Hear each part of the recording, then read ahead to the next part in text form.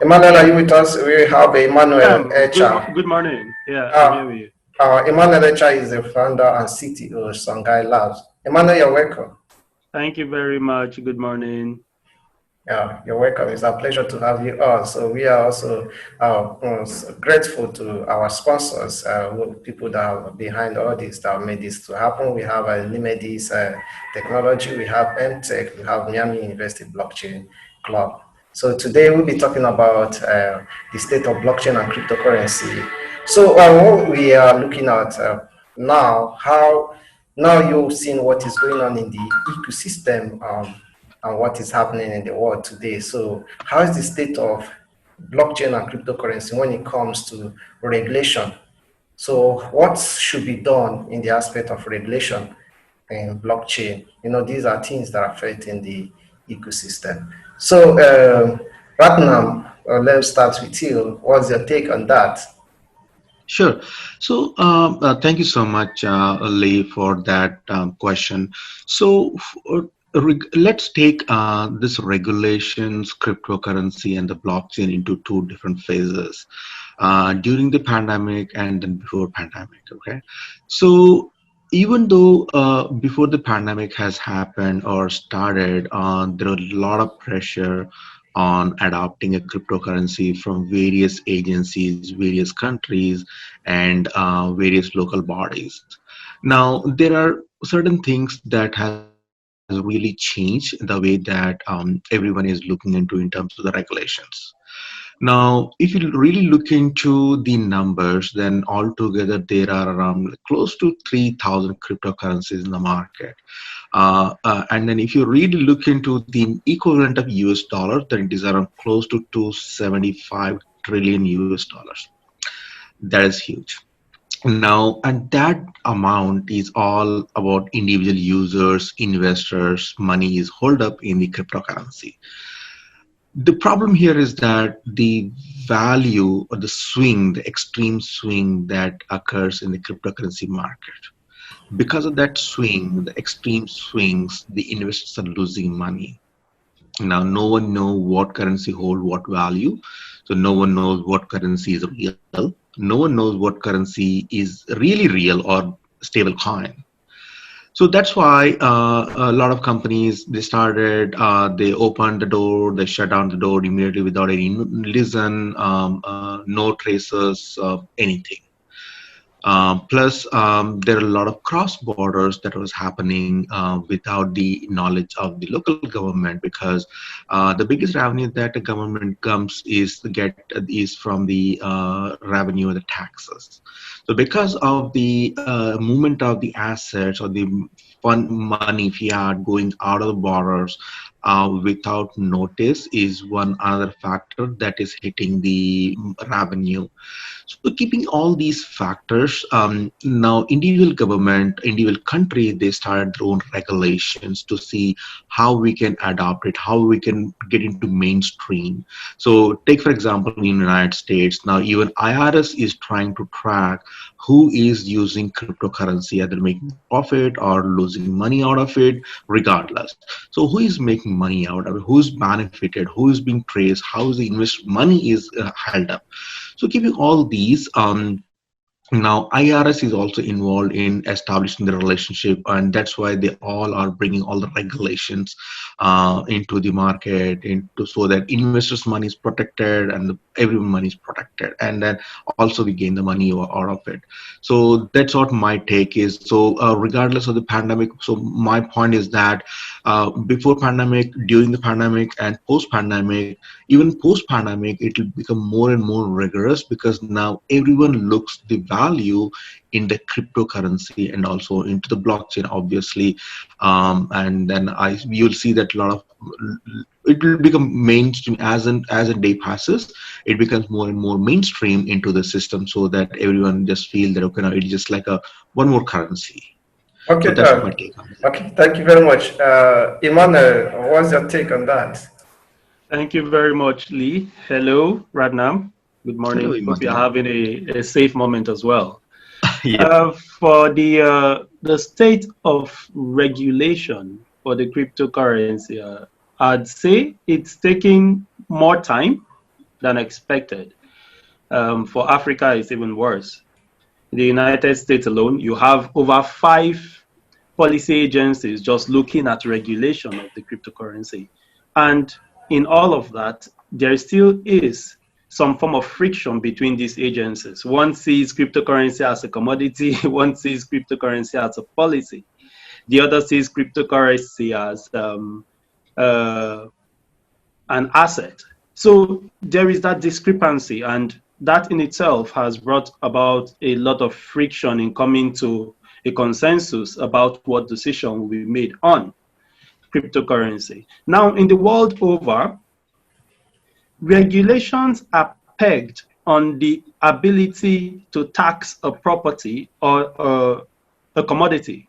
So if there are a lot of transactions happening with cryptocurrency running on the blockchain backbone, the government should have some form of taxation, some form of revenue from it.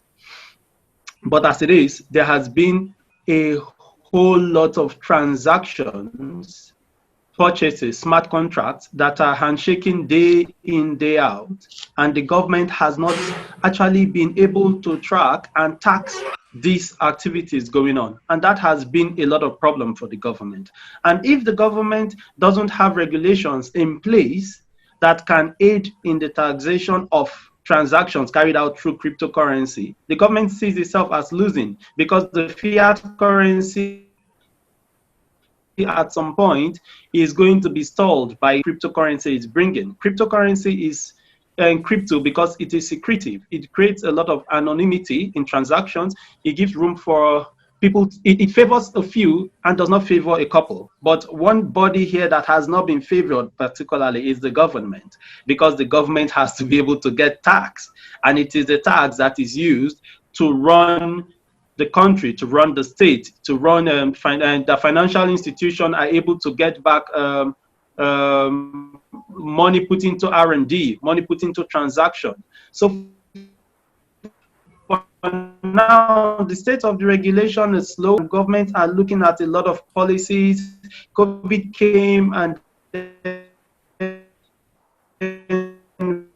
we have to struggle. That has been challenging at different points, but I think the regulations are slow, and we hope to see governments giving more attention to regulations happening. I'm getting back to you on that. Okay, when you're talking about regulation in this ecosystem, I know some persons are not that okay with regulation, but some are saying that if the regulation should come in, that it should not kill innovation. So we see how it goes. But I know regulation will play a vital role in the ecosystem, also especially when it comes to adoption. So that brings us to adoption. So we are talking about cryptocurrency, and some persons may have been hearing, but some may have heard, or are skeptical to embrace blockchain and cryptocurrency. So how do we go about it? What are the adoption rate so far in the ecosystem? Is the adoption rate at a high level, or is it not that high? And what should be done to get more adoption? Emmanuel, let me start with you. Okay, for adoption, the adoption rate has been pegged country by country wise, and continent by continent wise. We can't expect the way when the cryptocurrencies and the blockchain Bitcoin started in effect in 2009. We had continents like probably Africa and maybe North America not completely been taken by the activities happening with regards to Bitcoin and cryptocurrency. Just like the email began. You know, when the email began a couple of years back, they said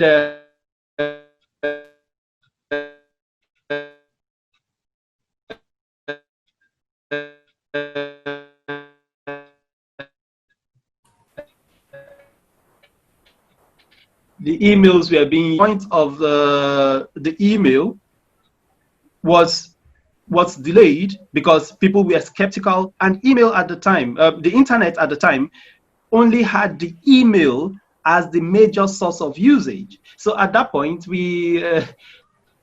people had to start adopting with maybe using it for social media messaging, using it for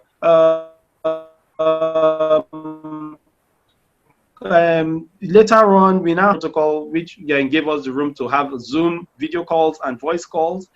Now, coming to Bitcoin, the rate of adoption for the Bitcoin is huge. Why is it huge? Because we have people who are using blockchain for a lot of activities. It brings about a good role of adoption, auditability, trustless, and anonymity. But now, if you look at that rate of adoption, people who are using it for private blockchain are highly considered. We're talking about the likes of Microsoft, Marek Shipping, we're talking about AWS, we're talking about IBM, because now bringing blockchain as a service is really going to help a lot of firms who would have to spend so much in developing the core functionality of a blockchain application, which can run crypto and the rest. The blockchain in itself can be very, very helpful in the healthcare industry, in the shipping industry, in the farming industry.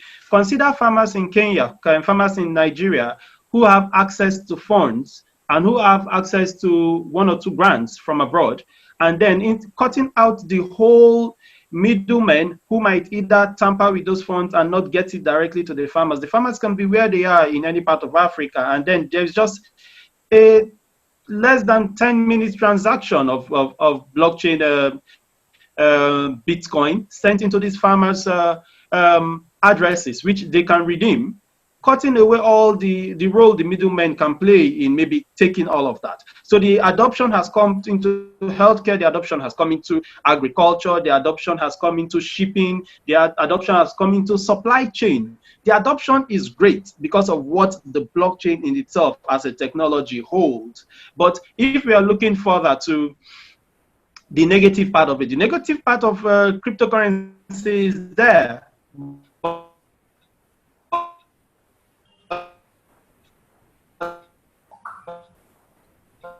I think we have more regulation that cuts across various fields from the government. You will see more adoption because, of course, the reality of what it offers is there. We can't hide it. We'll be able to know that whatever information goes in blockchain is verifiable, is trustless. There is no intrusion. Of course, we know there are 1 or 2 hacks there and there, but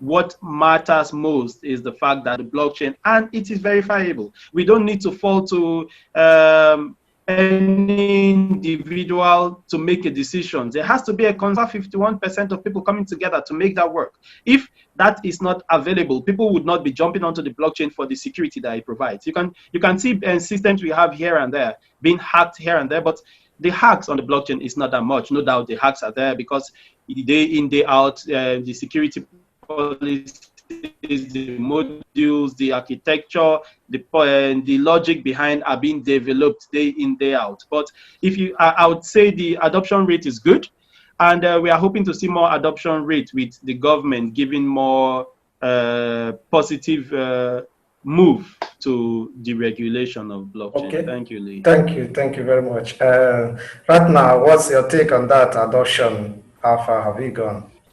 Sure. As Imarian mentioned, right, so when it comes to state of regulation, so it all takes to one point about the regulations. So as Imarian mentioned that in every country, they have their own regulations and multiple agencies are competing to set their regulations, frictions, their various understanding on the cryptocurrency or the commodity or whatever they consider it as. Now, the state of adoption, to my knowledge, depends on 2 factors. One is definitely the regulation part. Second thing is usage or the awareness part. So let us say, take for example, cryptocurrency. Now, if you really take like 3 to 4 years back, we have lots of cryptocurrency, and most of the cryptocurrency they're coming at open the door, and then within no time they're shutting the door. investors are losing money. So that has sent a shockwave to lots of investors who are thinking about cryptocurrency, who have a real value use case to really adopt cryptocurrencies, tokens, securities, whatever it may be. So people have to now understand the real implications of adopting cryptocurrency or the tokens or security tokens, whatever it may be, any form of crypto or derivatives of crypto. Now, when it comes to blockchain, now take for example, blockchain, if blockchain crypto both go hand in hand in most of the cases. Now let us say that I have built a use case for the R3 corridor for the private blockchain, which Emmanuel mentioned that more and more private blockchain will give a lot of adoption rates.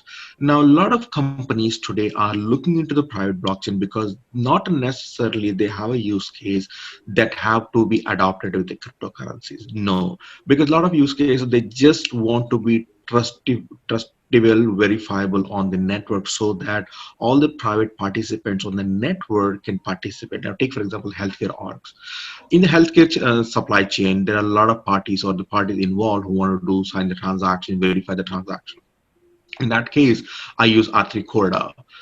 Similarly, for the decentralized identification process, I use, like part of the project Hydro, I use tokens there, which is a heavy token-driven application. So as we grow, our goal is to go parallelly in terms of the regulations and what are the regulations that are coming into place, how they are according to the investors, according to the common man, or according to the cross borders, or in terms of the specific, take for example, United States. In the United States, federal have one set of regulations and specific state have one set of regulations. So again, we need to follow those. We need to see what kind of regulations are different from central and the state. So keeping all these, the rate of adoption is actually growing, and plus pandemic has, to my knowledge, it has really spiked the adoption rate of blockchain and the adoption rate of cryptocurrency and all the derivatives of cryptocurrencies, because now everyone realized both from the hygienic perspective and also from the adaptability or the cross-border perspective. People are now realizing that, people and organizations are realizing that yes, cryptocurrency is something, or blockchain is something we can really use it to do all the trading, commodity trading, everything in the real life. Okay, thank you. When you're talking about adoption, so there are many things that are involved, most especially when it comes to cryptocurrency. Most of the places people get in connection with all these cryptocurrencies are on exchange platforms. So these are what exchange platforms play a vital role when it comes to cryptocurrency adoption, because if you want to buy, it's mostly on cryptocurrency exchanges. So what role has these crypto exchanges been playing? So we've been hearing some issues of hack and everything. So these are the things that make people get afraid of the ecosystem. So what role have these exchanges played in crypto adoption, and what should they do to create more awareness and to get people on board in the ecosystem? So Emmanuel, let me see, come back to you. Okay. For the crypto exchange companies, they have a lot to worry than the those who are running the private blockchain, because they would have to work more on what security should be. See what happened with the Twitter hack, though that all of that has been put into control.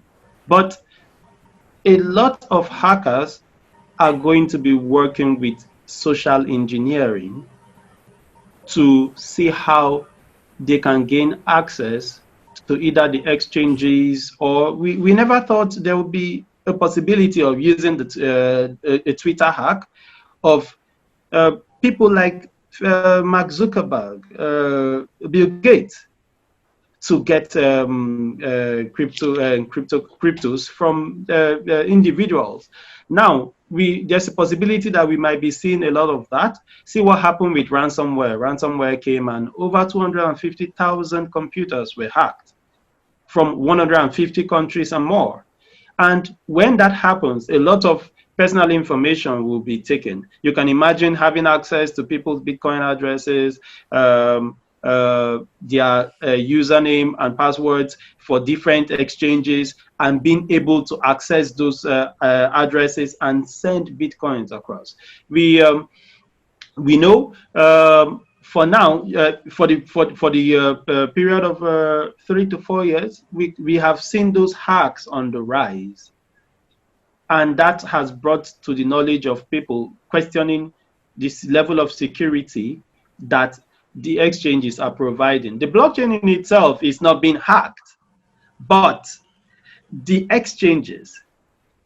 I could have my house and maybe my living room, my sitting room. I have one of my living room being attacked, and the assets that are there being taken away, but the sitting room is not being attacked. So if the blockchain stands and an exchange company is on the blockchain platform and does exchange and is not able to provide the level of security that is needed, and the hacker has access, the hacker takes the cryptocurrencies in that exchange and maybe use them for any form of malicious activities that he or she wants. And that's where the problem comes. But now we hope, which are going to be more or less of a hope. We know policies and strategies are being put in there day in, day out, and papers are coming out to engage and to encourage. Terms and policies are being improved and looked upon to ensure that the crypto exchanges, the role they play should continue to stand out there. If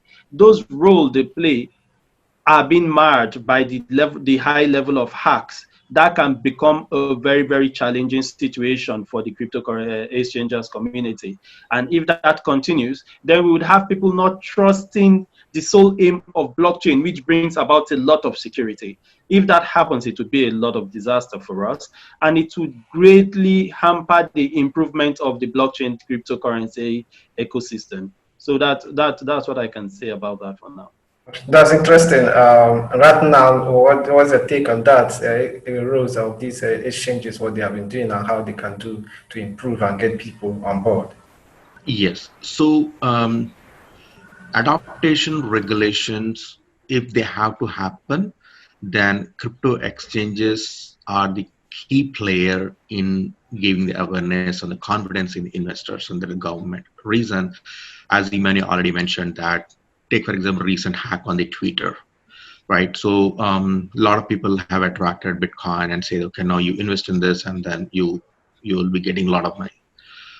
So similarly, you might have seen the Poloniex, that is one of the exchanges that totally either shut down or they have not given any access, things like that.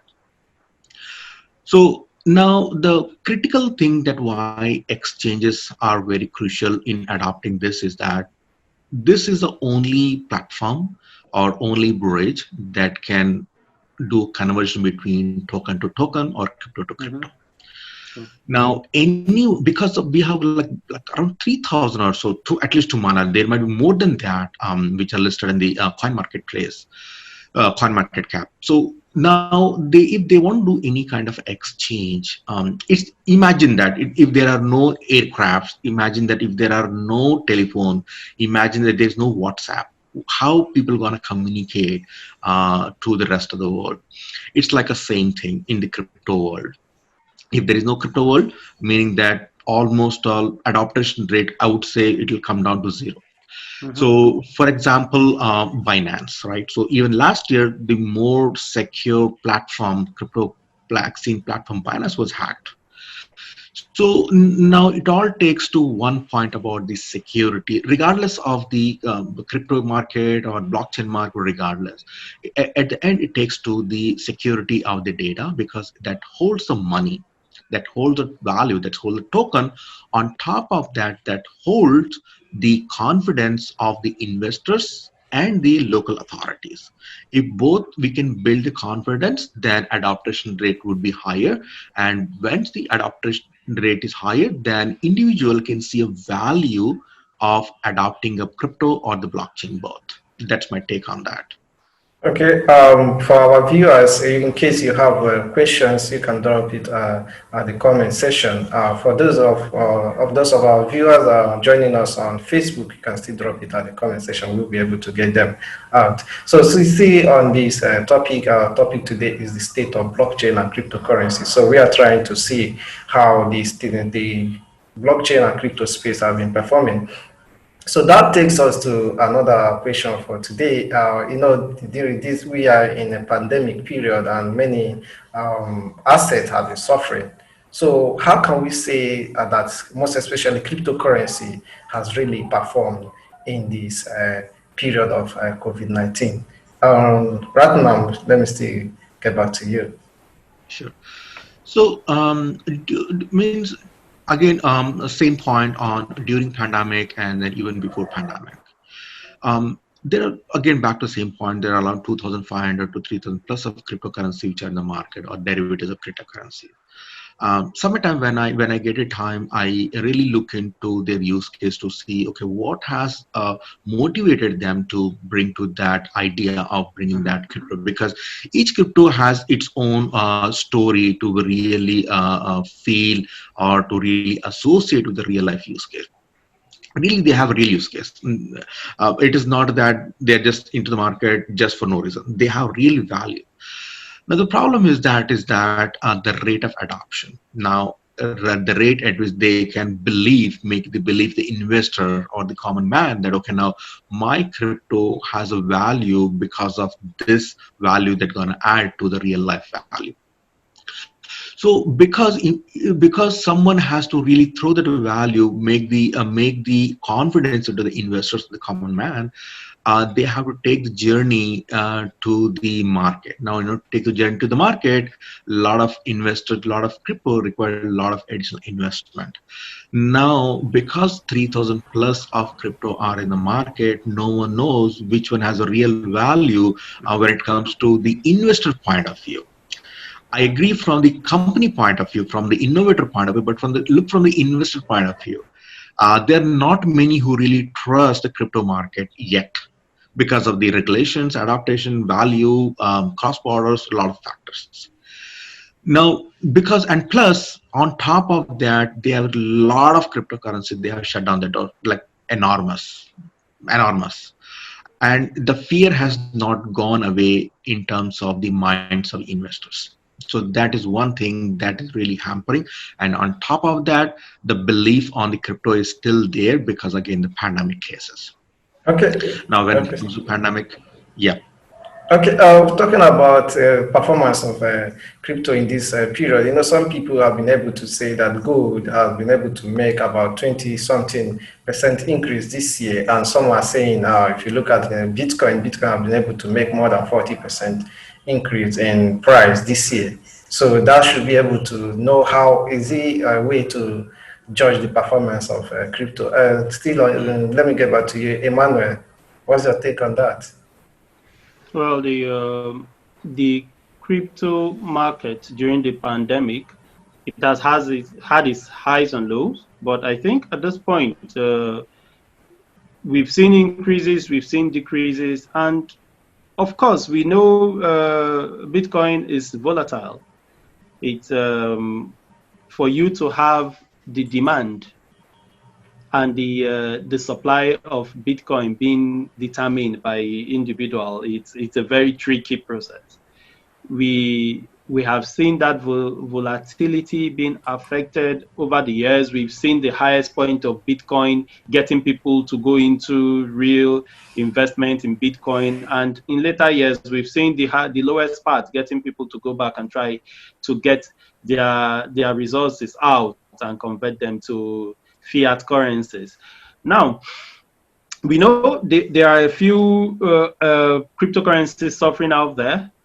That still falls back to the fact that their ICO were either done wrongly or they have not been able to capture the right white paper and win the heart of people. We've seen different ICOs trying to give tokens out to people for maybe one or two business transactions and the likes. But a lot of people have not been able to tap and get value for most of the tokens they have saved somewhere.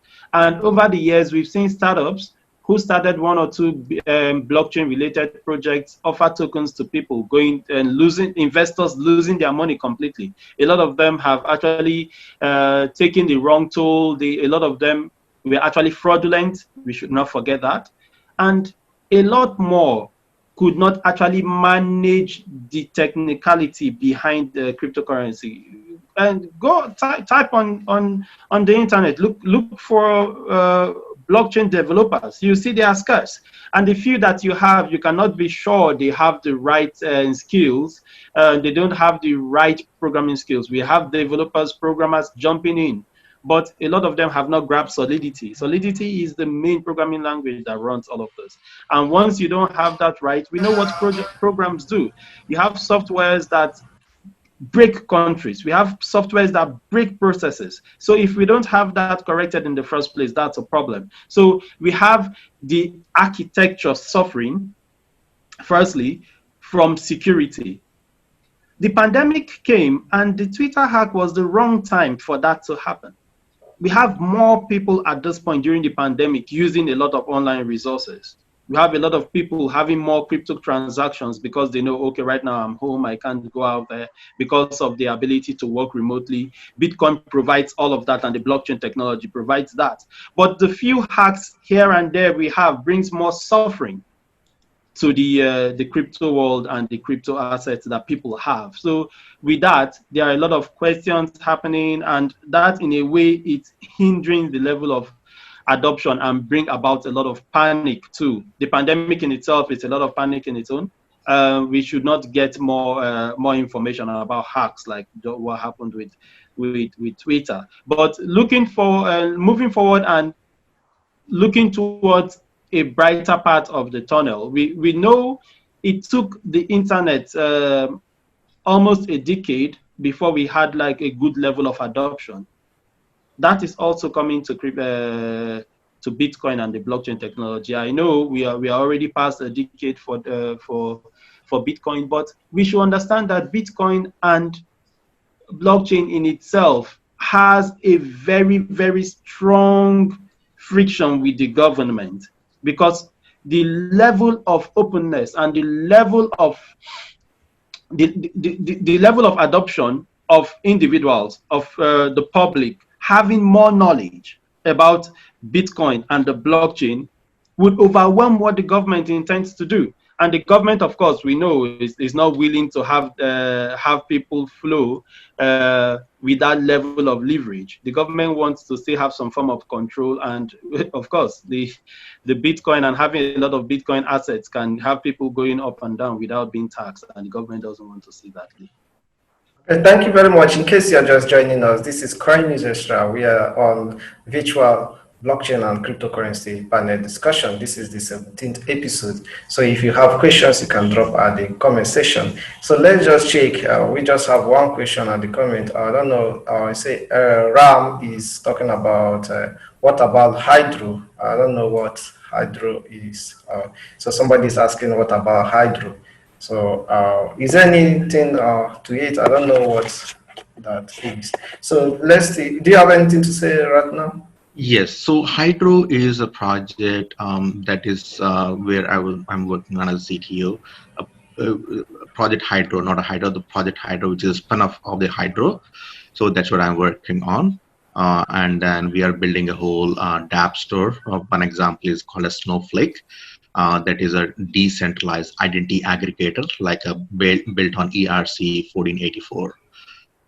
Yeah, you should have a look on that, projecthydro.org. So you should have a look on that.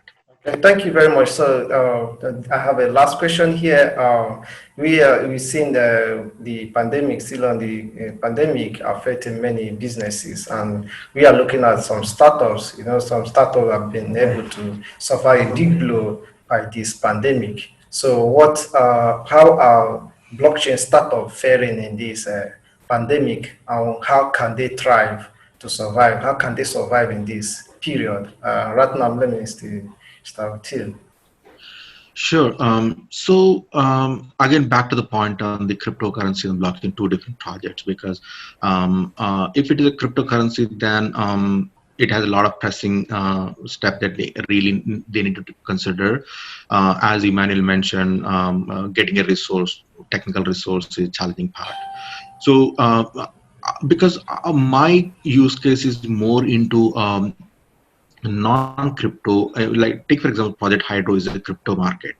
So we are heavily working on to see we are in compliance with the regulations, even though there is a pandemic, there is a lot of mistrust, misunderstanding towards the crypto. So we are heavily working on that to understand how can we minimize the gap so that adaptation rate is higher.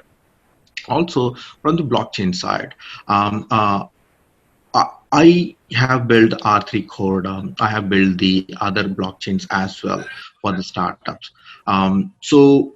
Even though pandemic has hit, even though pandemic exclusively pandemic has at least take for example India itself, at least it has shut down at least 60-70% of the startups.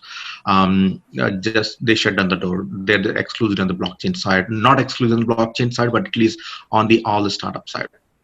But a lot of blockchain, including me who are into startup phase, uh, it has not totally hampered, at least to my knowledge, but the development is still under the progress, but at a very low pace, hoping that once the pandemic is, like take for example 1-2 years down the line, by the time pandemic is coming to an end, at least the impact is coming to minimize, then at least the blockchain startup who are, let's even that's my hope as well, that once things are settling down, at least the startup which I have, that will start getting some customers, and then we can attract customers, a lot of customers, and make heavy roadmap into the market. So yes, there is a potential, there is a definite downside, like whole globe is at the knees, but we need to wait for some more time to see how it really turns up to the startups and even to the big companies too. Yeah, that's my take on that. Okay, Emmanuel, what's your take on that? Yes, Lee, I would look at startups generally, not just the blockchain and crypto startups. Startups at this point has had a lot of venture capitalists slowing down and carrying out a lot of risk factor assessment. We know a lot of startups have packed up. We know a lot of stores have been closed. A lot of offices across different parts of the world has been closed. So at this point, most startups are sitting back and looking at their business strategies, how they can bring about a lot of digital transformation in them. For no doubt, for blockchain and crypto startups, we know they were already online, and a few assets here and there to guide and move through with their business. But a lot of crypto and blockchain startups are mostly visual. So they've been able to handle a lot of digital transformation, which the pandemic has pushed a lot of startups to consider. So, but not so with regards to startups, one base for startups that thrive the startup processes are the availability of funds from investors. And the startup has given investors a reason to sit back, and they are very, very particular about where they are throwing in their funds into. Because if you are not going to be making any returns on investment, no equity at this point, I don't think you would want to be investing. And that has hampered, no doubt, it has hampered the process of scalability and growth at different levels, because we are talking about startups here. We are not talking about already established enterprises. For the startups, it's slow at this point, and a lot of models are being considered, strategies are being looked at, and we just need to, like Ranam said, we need to give startups a year or two for the pandemic to have, let us have a better understanding of how to go about processes with the pandemic. With that, we know we can flow and have better strategies with the pandemic or without the pandemic. And we don't know. We hope we have uh, better ways the processes of the pandemic can be handled so that businesses can come back to normal. Those who are going to stay remote will stay remote. Those who will be working from home will work from home. But startups can get back to their feet, have access to funds from investors, and move forward to survive the coming years, no matter what. Thank you, Lee. Thank you very much for joining us. We have Emmanuel Eche. Emmanuel Eche is the founder and CTO of Songhai Labs. So Emmanuel, we are so grateful and we appreciate your time in joining us. Thank you very much, Emmanuel, for joining us. Thank you, Lee. Thank you. We have Srinivas Ratnam. Srinivas Ratnam is a blockchain and IoT expert. Ratnam, thank you for joining us today. Yeah, thank you so much, Ali and Emmanuel. Thank you very much, Ratnam. This program is proudly sponsored by Nimedes. We have MTech and we have Miami University Blockchain. We are also grateful to our audience for joining us today. Thank you very much, and the clip will be ready hopefully today, and we'll post it across all our social media handles. Thank you very much. Thank you, and I really appreciate it.